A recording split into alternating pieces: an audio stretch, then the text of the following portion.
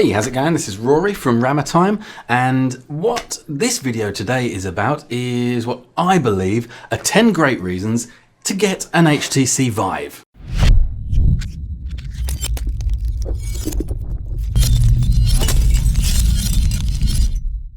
So, the most simple one to start with. All of this is based on my own personal opinion. I've had my Vive now for about 4 months, and I would say number one for me is fun. Fun.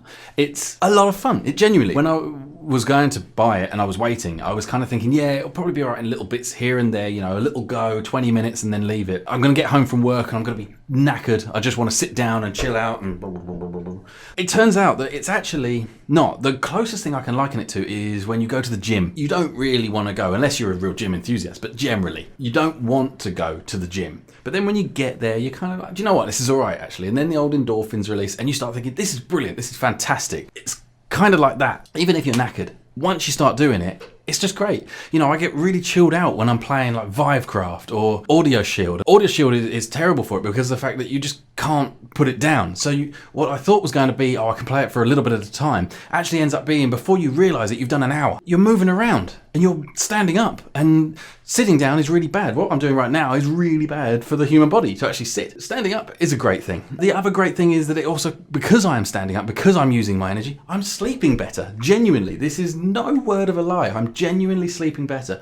And the reason is because I'm a bit more tired when I go to bed. I've exerted myself a bit with this. Now I need to go and have a bit of a lie down and a sleep. So it makes it so much nicer to just get into bed, fall asleep.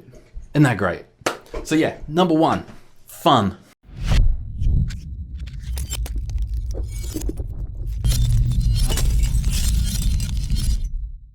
Okay, number two, this is an interesting one because it's actually quite frustrating. And what is frustrating is when you realise how solely you rely on streamed music these days and you don't have your enormous MP3 collection that you used to have. So, when you get Audio Shield, you suddenly think, damn it, I really wish I still had my enormous MP3 collection. So what you do is you go and you dig out all your old CDs and you rip them all to the PC. Then you can start playing all your favourite songs inside of Audio Shield. And now Audio Shield is one of those games that looks to a non-participant, to a, what's the word I'm looking for? Spectator, got it.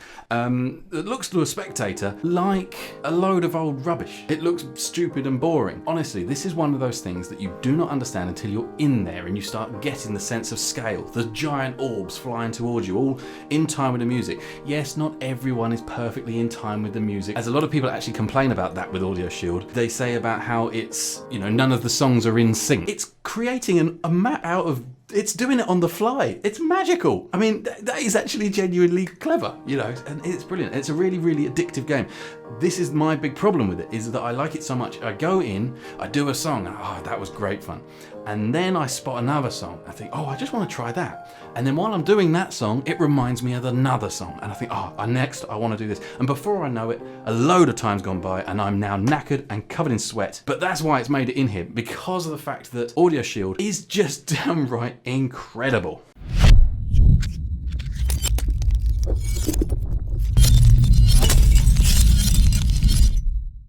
Another good point to kind of basic, obvious one. More people that join in, the more that goes into the production and the development of these things. If we get more people buying games, then developers will be developing more games. The more people that buy the games means the developers can then put more time and money into the games, making them better and better and better. You know, the more people that buy the hardware means that the next generation, they're going to put more effort in because they know that it's something that is being picked up. And you know, these first HMDs, both the Oculus and the Vive, incredible pieces of technology. For me, the Vive is still the one that stands out because of the whole tracked motion controllers, the room scale system that works so well. This makes this system really accessible. There is still a large accessibility gap to your typical gamer or whatever like that, but I think this is what it needs. It needs more people to jump into that gap to fill it up and make it so that they bring it all closer together. I certainly know what I'm trying to say. Hopefully that makes a bit of sense, but yeah, to me, that's what it is. More people need to be involved.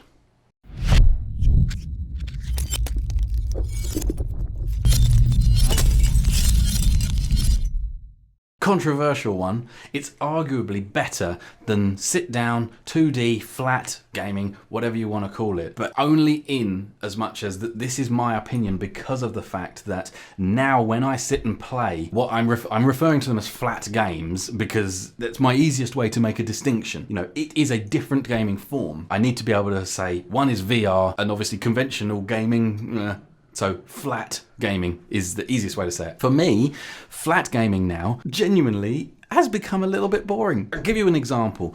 When I pre-ordered my Vive, Hitman was just released, and they released the single first level because it was the whole episodic content thing. They released the first level and I played it to death. I was basically constantly in there doing every single mission and extra and everything like that. I did the lot. Then the Vive arrived, and since then I picked it up a couple of times with the new missions and played for about 20 minutes before I kind of was like, I'm a bit bored. It's a great game. It is a fantastic game. It looks gorgeous. To the people that create these things, I'm in awe because they are amazing. But like I said, because I've got this now, Vive arrive. I used to be a massive fan of Battlefield. Now, trying to aim a gun with my face just feels weird. You know, doing the stick movement with the gun at the bottom of the screen, it just feels so weird. I want to hold up my arm and bang, bang, bang, like in Horseshoes and Holy Hand Grenades.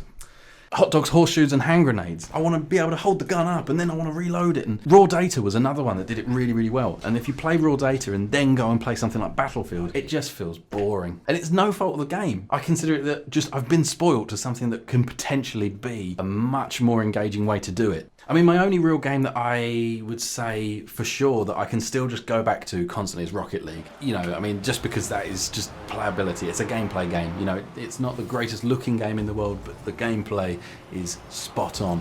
That I can go back to really, really easily. And I can lose a couple of hours into that, no problem. But it's not long before I'm kind of pining to get back on here to either make another video or just to play a game and mess around in GTA or in H3R or H3VR or in the gallery, try and get a bit further into Starseed, you know. I was waiting on Mirror's Edge because I was a massive, massive, massive fan of Mirror's Edge. The second one came out. Now, yes, I heard that it got not great reviews, but I don't care. I still wanted to play it, you know, but then I still haven't. And it's because I've got this. So that shows you what this has done to me. So, you know, all I can say is this is my experience of it.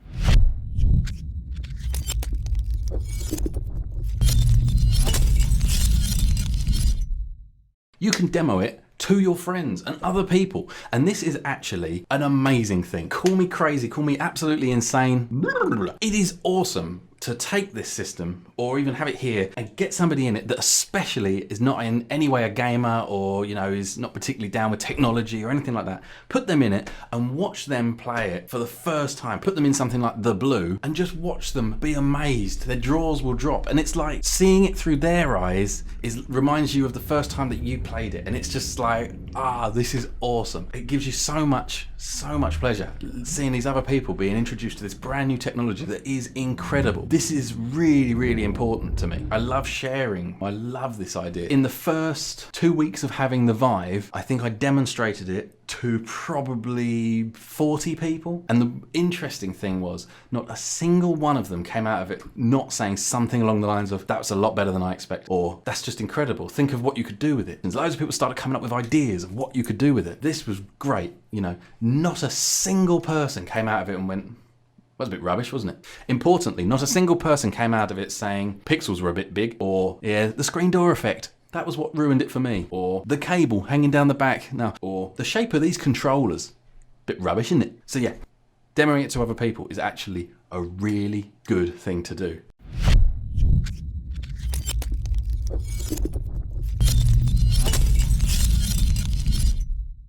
Tilt brush. Tilt brush is an overwhelmingly euphoric experience. There is something truly magical. I've used the term magical in this quite a lot, haven't I? About being able to paint in the air around you. It's unbelievably amazing and cool and amazing. And if you want just a relaxed evening, you know, stick some chilled out music on, grab a reference image and then just sit and try and recreate it. You won't believe how much fun that actually is, you know, to sit and do. And again, it's another one that can absolutely destroy hours. You know, literally, when I was drawing my Peter Griffin versus the chicken, I didn't realize, but I'd been in there for hours and it really didn't feel like it. You'll probably find you've got an awful lot of creativity that you didn't even know you had. You've got a lot of talent sitting in there that this brings out because of the fact that it's right in front of you and you can really see it. And you know, it's what's nice is that if you get it wrong, you can just do delete and do another one, you know? If you were to load up, say, Photoshop and start drawing inside Photoshop, it's not the same. And now that they've really tweaked it, they've added some incredible features. The whole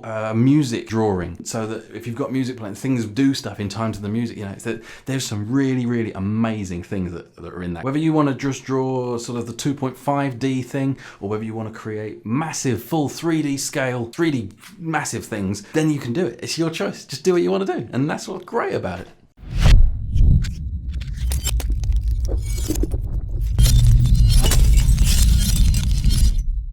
Okay, so a bit of a bizarre one, but this makes sense to me and it helped me. It gives you an opportunity to clear a room out. If you've got a spare room, obviously. If you've got a spare room that is just full of junk, which a lot of people do, and I certainly did. I had a room that was just full of junk. I was building up clutter, and because I got the Vive, it inspired me to get in here and empty it. And now, as you can see, the room is clear, and I've even gone as far as to completely redecorate the room, add the sound patterning, and really set it up as a proper Rory den. And I tell you what, I love being in this place. I'm still working on it. I've still got little tweaks to do, but oh my God, this place is great. It's only because I got a Vive. If I hadn't got a Vive, this room would probably still be exactly the same, just full of junk being used to dry clothes being used for stupid things. Yeah, so it's a really good thing. That's kind of the argument. If you've got another half that's maybe a little bit opposed at you spending all the money on it, then tell them that the spare room is about to get tidy. I don't know whether this is classed as sexist or not. It might be. It might be. It might not be advertiser friendly.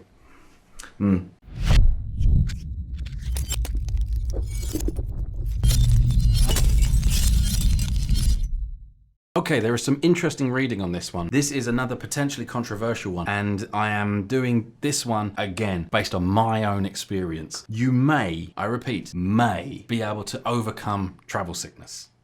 May. There's a lot of people that say that they get sick in it and they can't do it, and generally people are mostly fine. I think it's, this is the absolute 100% accurate stat, but it's 99% of people are absolutely fine as long as the motion is one-to-one. So if you're, moving around inside of a scene, then you're absolutely fine. However, the moment you say sit on a platform that starts to move, because you're not feeling the inertia, I can't give you the scientific reasons behind this, but it's along the lines of because you're not feeling the inertia, your brain gets confused, and so therefore it's, I don't know. That can make a lot of people feel ill. When I first got the Vive, for a start, I've always had massive trouble with travel sickness. I could never read a book, I could never look at my phone, I could never play Travel Scrabble or Battleships or Rubik's Cube or eat cereal in a car because of the fact that I will become sick, I will feel ill, and then for about 10-15 minutes after I arrive at my destination, I would feel really faint and crap and terrible. When I got the Vive, while I was setting it all up, I was really panicking that, I really hope this doesn't make me feel sick. I'm reading about people saying, yeah, it made me feel... When I put it on, and when I first went into, say, Project Cars, I felt a bit funny. I did a couple of races, came off and thought, I feel a bit weird, I'm going to go and have a lie down. And I went and had a lie down, and I was lying down for about 15-20 minutes before I started feeling a bit better and then got up again. But something made me want to go and try it again, so I went and tried it again. The next time, it felt better. And when I was going around the corners, I wasn't nearly falling off my chair as much, and it just started getting better. Then I discovered when I got back in a car as a passenger and wanted to read from my phone, I could do it. And I had a journey all the way back from Newcastle, and the whole way, pretty much I had a phone in my hand, and I feel sorry for the guy that was sitting driving. I was on my phone, and it didn't make me feel sick or anything. I've never been able to do that before, and that was just after getting the Vive and getting used to the motion sickness from the artificial locomotion in the Vive. So, in my case, it eased up my travel sickness, and I now genuinely look for games that have artificial locomotion because I've started enjoying the feeling. I now really like it. I've just done a video on Redout. That game is mad. You're flying at 600 miles per hour, and it's all artificial locomotion, and it just feels incredible. And for me, it just felt brilliant. And like I said, bear in mind, this started off, I didn't like it, I felt funny. Now, I go in it and I love it. So yeah, you might be one of the lucky ones. However, you might not. You might be one of the poor, unfortunate people that are just doomed to feel funky whenever you have artificial locomotion. And to you, I can only but apologise. Not that it's my fault, but I do feel genuinely bad for you, because you're missing out.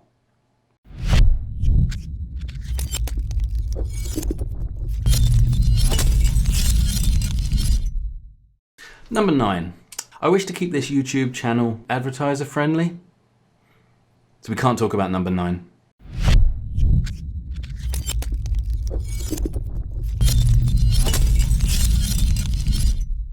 Okay, number 10, my final one, and this is my final reason. And in all honesty, there are a ton more reasons. This is just 10 I've put together. And like I say, it's all based on personal opinion. But number 10, for me, is that so many of these games make you feel like a badass. I'll give you a great example. Space Pirate Trainer. Honestly, get inside that game and feel like you're in a John Woo film. Or Neo from The Matrix, bullet dodging. Bullet dodging. Or Neo from The Matrix, bullet dodging. You know, you just feel downright awesome. It's genuinely true. So many people have said that haven't done it yet. I've got a problem with the fact that I'm going to look stupid. Once you're in there, you don't care because you might look stupid, but you feel downright f***ing cool. So that's my 10 reasons as to why I think people should get an HTC Vive. It's all based on personal opinion. I'd love to hear your opinion. If you agree with any of the points, then let me know in the comments. If you disagree with any of the points, then let me know. If you like the video, give me a like. If you don't like it, give me a dislike. I'd love it if you could tell me why. That'd be great. That is it for this one. So please remember, subscribe to the channel if you want more videos. It's genuinely really appreciated. Any feedback I ever get, whenever somebody leaves me a comment, it means a lot to me. I love you, man. What was that? So yeah, hopefully I'll see you in the next one. Goodbye for now. Hieroglyphs, okay? Please quickly describe me the Okay, so the first one's like a ball bag. I'm looking here. Alright, that's a problem. Oh no! Oh no!